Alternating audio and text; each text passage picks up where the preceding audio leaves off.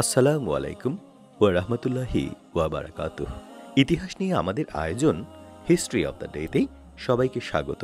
আজ আমরা ইতিহাসের পাতার ৫ ডিসেম্বর নিয়ে কিছু জানব। ১৯৭২ সালে এই দিনে জর্জ ওয়াশিংটন দ্বিতীয়বারের মতো আমেরিকার প্রেসিডেন্ট নির্বাচিত হন। ১৯৬৯ সালের এই দিনে বঙ্গবন্ধু শেখ মুজিবুর রহমান পূর্ব পাকিস্তানের নামকরণ করেন বাংলাদেশ। ১৯৯২ সালের এই দিনে আলবেনিয়াকে মুসলিম রাষ্ট্র হিসেবে ঘোষণা করা হয়।